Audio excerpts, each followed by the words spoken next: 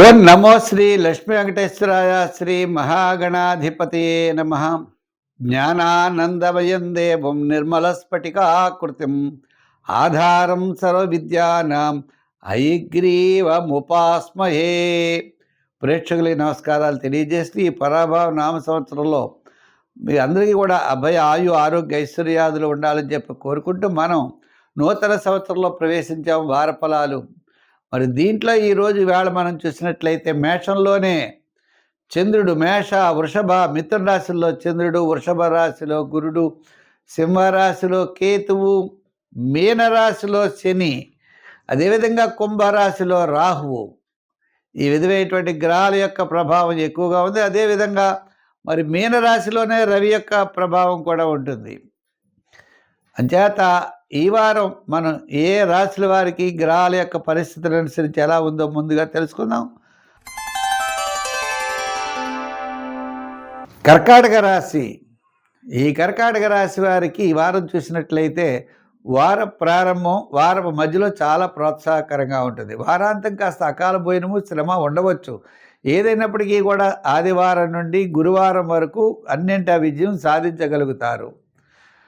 మీ యొక్క జ్ఞానం అనేది పెరుగుతుంది. ప్రతి పని ఎందు కూడా శ్రద్ధ పెరుగుతుంది, ఆలోచన పెరుగుతుంది. ఆత్మజ్ఞానం అన్నట్లుగా ఏది సత్యమో తెలుసుకుంటారు. తద్వారా మీరు విజయం వైపుకి వెళ్ళేటువంటి ప్రయత్నాలు చేయగలుగుతారు. ఉద్యోగపరంగా మనం చూసినట్లయితే కొన్ని సమస్యలు పరిష్కార మార్గం దొరుకుతాయి. రాజకీయ పరంగా పెద్దగా లేదు. వృత్తుల పరంగా చూసినట్లయితే ఆర్థికపరమైన డెవలప్మెంట్స్ వార ప్రారంభం వారం మధ్యలో కనబడుతుంది.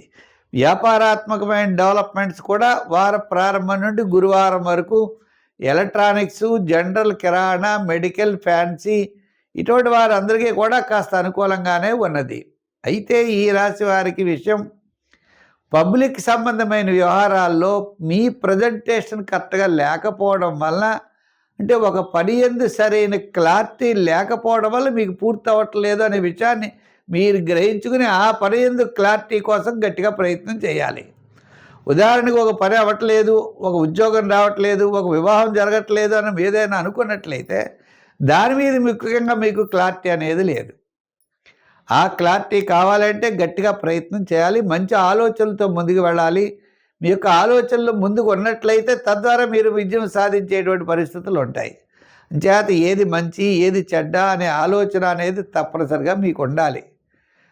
మీరు ఆ క్లారిటీ అనేది ఏ పని చేసినా క్లారిటీ లేకపోవడమే మీ విజయం కావట్లేదు. అయితే ఈ క్లారిటీ ఏమిటి ప్రాబ్లం ఈ కర్కాటక రాశికి అంటే ద్వితీయ స్థానంలో కేతుగ్రహ ప్రభావం వల్ల కేతువు అనుకూలంగా లేకపోవడం వల్ల మీ పని అవ్వట్లేదు. అంచేత మీరు ఆయనకు అనుకూలం కావాలంటే తప్పనిసరిగా వినాయకుడికి గరికి గడ్డితో పూజించడం, వినాయకుడికి ఉండ్రాళ్ళు నైవేద్యం పెడుతూ ఉండడం, స్వామి ఆ యొక్క ఆరాధన ద్వారా మీరు తప్పనిసరిగా విజయం సాధించగలుగుతారు. సంఖ్యల్లో 2, రంగుల్లో తెలుపు ఆరాధనలో వినాయకుడిని ఆరాధించండి, విజయం సాధిస్తారు.